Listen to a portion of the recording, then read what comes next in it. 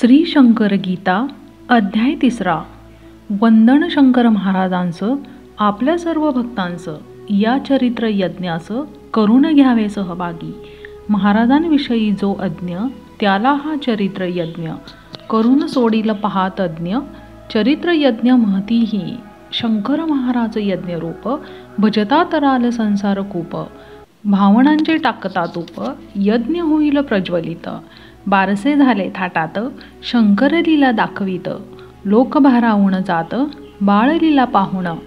शंकराची व्यवस्था समस्त माता पिता करी व्यवस्थित. त्याची सर्व काळजी घेत सांभाळीत प्रेमाने.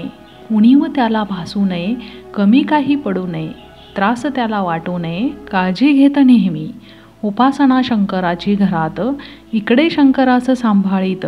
दिनचर्या दुहेरी चालत चालली ऐशी शिवभक्ती. शिवास अभिषेक करत शंकरास अंघोळ घालत. शिवास नैवेद्य दाखवित जेऊ घालत शंकरा. इकडे शिव होई प्रसन्न शंकर जाई आनंदून. माता पिता जाती घडून दिनचर्येते या परी. तेवढ्यात म्हणे शंकर मी आता जातो दूर. आज्ञा द्यावी मज लवकर विनंती माता पित्यास. माता पिता गहिवरले ब्रह्मांड त्यांना आठवले. ते काहीही न बोलले. तेव्हा शंकर म्हणाला आई बाबा दोघेही माझी काळजी मुळीही करू नका कसलीही. लहान आता मी नसे तुमचे दुःख जाईल. संतान जुळे होईल त्यात आनंदून जाल. सर्व व्यवस्थित होईल. आपणास परवानगी देण्याची न इच्छा माता पित्यांची. शंकराने जाणून तसेची राहिली ते घरात. पुढे माता होई आनंदित शंकर कृपे तिज दिवस जात. कडक डोहाळे लागत मोहरून गेली ती. पत्नीची अवस्था पाहून चिमणाजी गेला हर्षून. दोघे शिवोपासनेत रंगून आनंदाने राहिले. शंकर आपणा जे म्हणाला त्याची प्रचिती आपणाला आली. वाक सिद्धी शंकराला आहे म्हणे चिमणाजी. शंकरांनी जे सांगितले त्याचप्रमाणे घडून आले. चिमणाजीस जुळे झाले. 2 पुत्र जन्मले. जन्मोत्सवाचा आनंद घरात अगदी निनादे मोद. शंकराची त्याला साद लोकचकित झाले. बारसे झाले वैभवात लोक अंतापुराचे जमत. खरे भाग्यवान चिमाजी असत लोक म्हणती सर्वही. माता आनंदात डुंबत चिमणाजी सुखात पोहत. शंकर आपला व्यूह रचत चिमणाजीस म्हणे तो आज्ञा द्यावी आता मजला. भाग इथला मम संपला. ईश्वरीय कार्य करण्याला जाऊ द्यावे मज सुखे. काही योगायोग असत म्हणून तुमचा संग घडत. वेगळेच माझे कार्य असत सोडा मजला म्हणून. माता पिता गहिवरले शंकराने त्यांस वंदन केले. आधी मातेचे चरण वंदिले नंतर वंदन पित्यास. शास्त्र सांगते सर्वांचं आधी वंदन मातेस नंतर करावे पित्यास. गूढशास्त्रार्थ असे हा आधी पित्यास केले वंदन नंतर मातेस केले नमन. दोष येतसे यात घडून शास्त्रवचन असेच. प्रथम पूजा करावी गुरुची नंतर करावी देवाची. आज्ञा असे ही शास्त्राची शास्त्रवचन असेच. आधी पूजा केली देवाची नंतर केली गुरूंची. निष्फलता त्या पूजेची दोष लागे शास्त्र हे. मात्या पित्यास वंदून आज्ञा त्यांची मिळवून अंतापूर गावातून शंकर महाराज निघाले. महाराज जाता घरातून उभयंतांना वियोग होऊन ऊर आले दाटून. वियोग दुःख ओसंडे दोघांचं लागती हुरहुर. वियोग दुःखात दोघे चूर आठवणींचा मणिपूर. काळ ऐसा चालला वियोग दुःखावर जहाला. औषध रामबाण काळ निसर्गाची ही कमाल. फार मोठी असेच जसजसा काळ हो जाई तसतसे वियोग दुःख कमी होई. पुढे तर आठवण बुजून जाई काळ असा समर्थ. जाताना अंतापुरातून लोक त्यांचे घेती दर्शन. मार्गातील झाडे वाकून नमन करती शंकरा. अंतापुरातून जाताना सर्वांनी पाहिले महाराजांना. पुढे कोणत्याही लोकांना दिसले नाहीत शंकर. 3 पावलात त्रिभुवन ज्यांनी टाकले व्यापून. त्यांना अशक्य काय अजून अंतराची तमाणा. कोठे अंतापुर नगर कोठे हिमालय शिखर. विस्तीर्ण केवढे अंतर त्यातून अष्टावक्र हे. शक्य कसे चालत जाणे चालत अशक्य पोचणे. त्यातून हिमालय चढत जाणे मानवास अशक्य. परी शंकर महाराज चढून गेले नगराज. न चालताच अगदी सहज हिमालयावर गेले ते. निसर्ग सारा पाहिला, काही दिवस मुक्काम केला. नंतर हिमालय धुंडाळला, प्रसन्न त्यांना वाटले. नंतर केदारेश्वरावर जाऊन 12 वर्षे तेथे राहून, नंतर प्रयाग क्षेत्र पाहून निवास केला त्या स्थळी.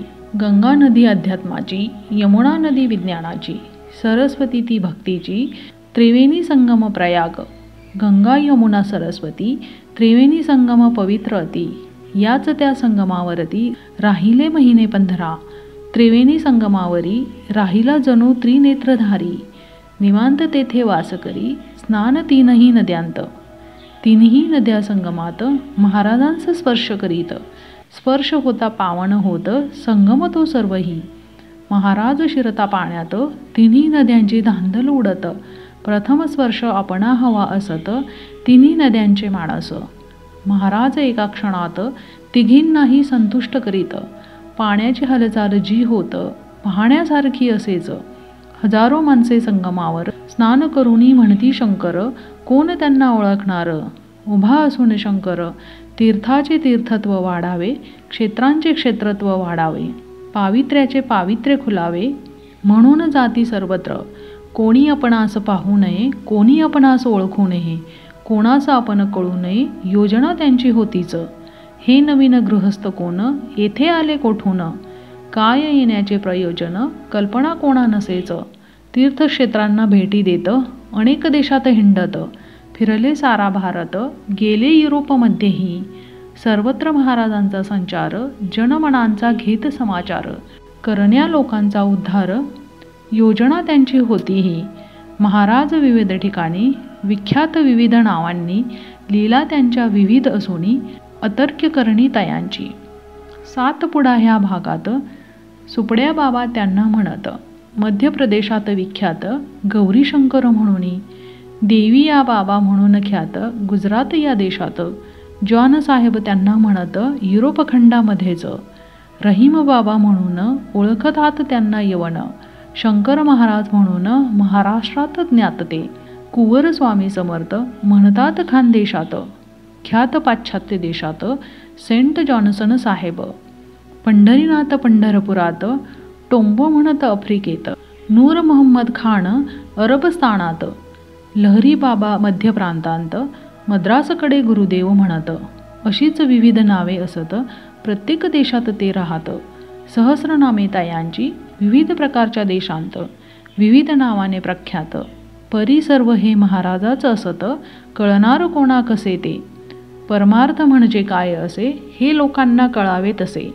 उद्धार होण्या वागावे कसे, म्हणून त्यांचा संचार. उद्धार लोकांचा होण्यास, परमार्थ त्यांना कळण्यास, भक्तिभाव अंतरी उमलण्यास लीला करीत महाराज. विविध अशा प्रसंगात विविध चमत्कार ते करीत. सन्मार्गास लोका लावीत, लीला त्यांच्या विचित्र. सर्वत्र संचार त्यांचा होत. नंतर आले महाराष्ट्रात. प्रथम प्रज्ञापूर नगरात. पौर्णिमा होती त्या दिवशी. अक्कलकोट स्वामींचे चरण अगदी डोळे भरून पाहून, त्यांनी साष्टांग वंदन करून मिठी मारली चरणास. दर्शन स्वामींचे घेऊन अष्टभाव आले दाटून. महाराज गेले आनंदून, अपूर्व दर्शन झाले. साष्टांग करता नमस्कार, अक्कलकोट स्वामी तुष्टले फार. आनंद दोघांही अपार, स्वामी समर्थ प्रकटले. उठवून शंकर महाराजांस भेटले एकमेकांस. दोघांचेही त्या समयास बोलणे झाले निवांत. समर्थांच्या समाधीने ऐकिले उभयंतांचे बोलणे. समर्थांच्या आज्ञेने तेथून निघाले महाराज. सोडून या प्रज्ञापूर, गाठले त्यांनी सोलापूर. आपल्या नादात असती चूर, आले दत्त चौकात.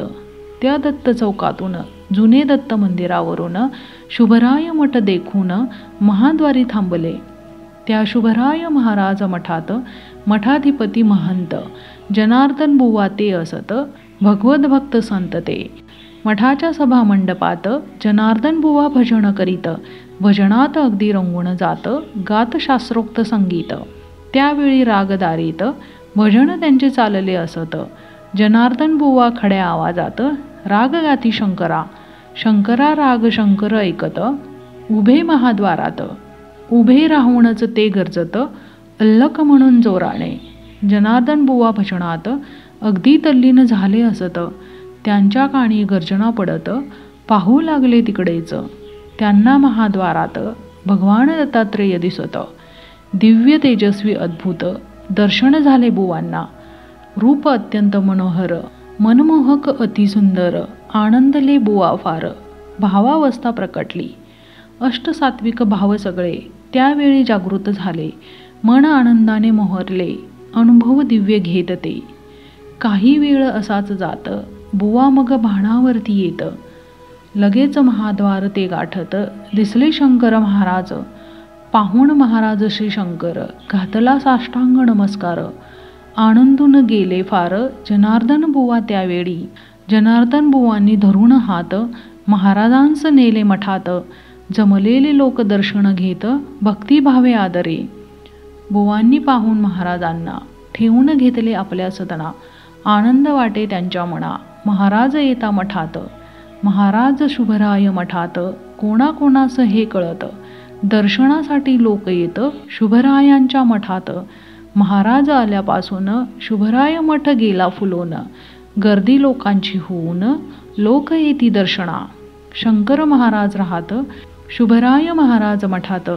बरेच दिवस मुक्काम असत महाराजांचा मठात. शंकर महाराज पाहात असे, रूप काळे सावळे असे.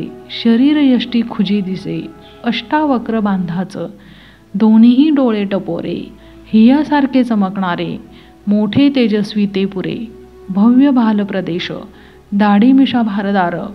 डोक्यावरती केस फार, हा सर्व केस संभार. अस्ताव्यस्त नेहमी महाराज नेहमी असत, अगदी बालभावात. बालकासारखेच वागत, हात वारे तसेच. महाराजांचे हसणे निरागस बालकाप्रमाणे. महाराजांचे बोलणे बालकासम बोबडे. महाराजांचे बोल बोबडे, समजण्यास पडे मोठे कोडे. नवीन मानसा न उलगडे महाराजांचे बोलते. बोल त्यांचा ऐकू येत, परी शब्दांचा उलगडा न होई. बोलणे वाऱ्यावरती जाई, बोध न होई मुळीच. चहा, सिगारेट आणि खिचडी त्यांची त्यांना विशेष गोडी. या वस्तूवर विशेष आवडी महाराजांची असेच. अजाणुबाहू महाराज गुडघ्याखाली अगदी सहज. हात पोचत हा करसाच, अक्कलकोट स्वामी सम. दोन्ही हातांच्या बोटात अंगठ्या महाराज घालत. 8 बोटे ती चमकत, सुवर्ण मुद्रांमुळेच. या अंगठ्यामधली रत्ने जी जडवलेली चमकत असती पहा सगळी. अंगठ्यांचे वैचित्र्य. महाराज वाढवीत दाढी जटा. डोक्यास जरीचा भव्य फेटा. गळ्यात शोभे सुवर्णकंठा. रत्न जडीत साज हा. कधी पॅन्ट कधी धोतर, घालीत छाटी कधी विचार. कधी रेशमी पितांबर, कधी तर ते दिगंबर. कधी सदरा घालत, कधी उपरणे पांघरत. अंगावर कधी शाल घेत, कधी उघडे राहत. कधी सर्व हे वापरीत, कधी सर्व फेकून देत.